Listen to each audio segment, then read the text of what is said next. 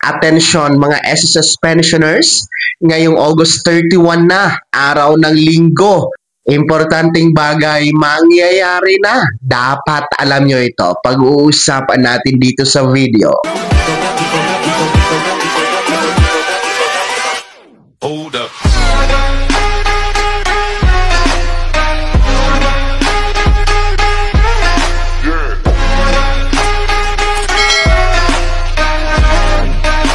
Hello mga ka-vlogs! Welcome dito sa aking YouTube channel. Magandang araw po sa lahat ng mga manonood.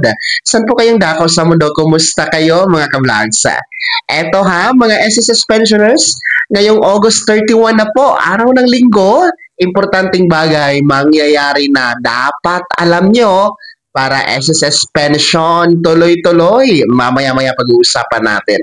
Pero kung bago ka pa lang dito sa aking YouTube channel o di kaya hindi ka pa nakasubscribe, i-click nyo muna ang ating subscribe button na nasa baba. Huwag kalimutan na pindutin ang notification bell, ilagay sa all para naman updated ka sa lahat ng mga videos na aking i-upload. So eto na nga po no, mga pensyonado ng SSS, ngayong darating na susunod na linggo, August 31 po, no? Sa pagtatapos nitong buwan ng Agosto, meron pong importanteng bagay na mangyayari. Dapat matapos niyo ito, magawa niyo talaga ito ha, para pensyon ninyo, tuloy-tuloy po na matatanggap buwan-buwan. So, ito po ay para sa ating mga pensyonado na merong buwan ng kapanganakan nitong buwan ng Agosto, whatever, kung anong petsa, from August 1 hanggang August 31, at ang edad po ay 80 pataas, 80 years old pataas.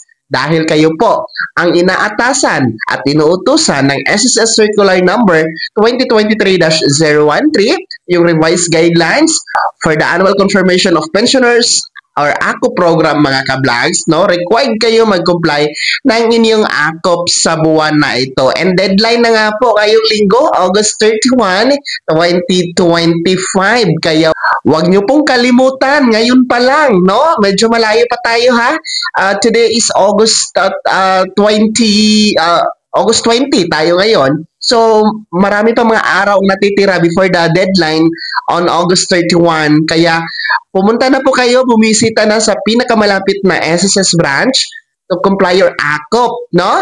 Kung malapit naman po kayo or may mga pupuntahan kayo sa bayan tapos nadadaanan lang ang branch ni SSS, pwede kayo mag-walk-in to comply your AKOP. Then, pwede din po magpa-AKOP through video conference. So, makipag-set kayo ng appointment kay SSS para sa inyong online video conference for your AKOP compliance. No, pwede po yan. Yung mga nasa abroad, hindi na kailangang umuwi ng Pilipinas dahil pwede na po online ang pagpapa-AKOP. Kahit naman dito kayo sa Pilipinas lang, no? Tapos busy kayo, pwede din po ang online AKOP compliance, no? Mag-set kayo ng appointment kay SSS, mag-email kayo agad kay SSS to request your video conference sa AKOP compliance. Tapos, yung mga kliyente ng mga bangkong nasa screen nyo po, you can comply your AKOP din dyan ha. Sa mga kliyente lang po ha. Pero kung hindi po pwede. So, yan po ha.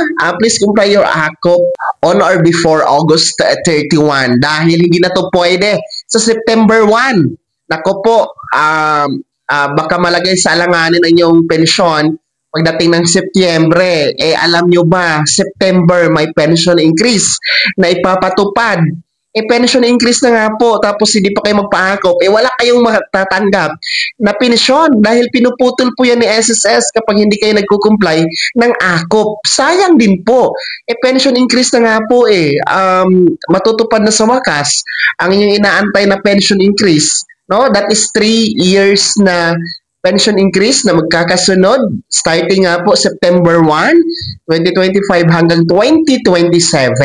Kaya mahalaga talaga, napakahalaga na mag-comply kayo ng AKOP para matikman nyo po ang dagdag pensyon simula ngayong September 1, 2025. So, ayan ha. Muli po, tinatawagan natin, napakahalaga ng abiso na ito para sa mga pensyonadong merong buwan ng kapanganakan o may birthday celebration ngayong buwan ng Agosto at ang edad 80 pataas. Required po kayo ha mag-comply ng AKOP at ang deadline na po niyan ay ngayong Agosto 31, araw ng linggo. Kaya naman mga SSS pensioners, sino po sa inyo dito ang merong buwan ng kapanganakan o nagdiriwang ng birthday ngayong buwan ng Agosto at merong 80 pataas na edad? Happy birthday po sa inyong lahat ha! Sino sa inyo dito ang nakapag-comply na ng AKOP? At sino sa inyo dito ang hindi pa naka-comply? Ibahagi niyo po sa comment section na nasa baba pakilakip ng buong pangalan at kung taga saan kayo. Bago ako magtapos sa video na to, kung gusto niyo po sumuporta sa aking YouTube channel, maaari niyo pong i-click ang ating super thanks button na nasa baba. Sa mga gusto maging miyembro, pwede i-click lamang ating join button. Maraming perks dyan mga ka-vlogs. Be my member now. Sana naging gabay ang video na to kahit paano pag-uusapan natin ang mamahalagang bagay-bagay na may kinalaman sa pagiging miyembro o benepisyaryo at pensyonado sa SSS. Kung hindi ka pa nakasubscribe dito sa aking YouTube channel, maaari nyo nang i-click ang ating subscribe button na nasa baba. Huwag kalimutan na pindutin ang notification bell, ilagay sa all para naman updated ka sa lahat ng mga videos na aking i-upload. Maaari nyo din i-like ang video na to at kung meron ka pa mga katanungan, maaari nyo i-comment sa comment section na nasa baba. Paki-follow na din po ang aking official Facebook page na nasa screen nyo. Muli po, ako si Daniel Timpawa na nagsasabing dito sa aking YouTube channel, pawang katotohanan at lahat totoo lamang.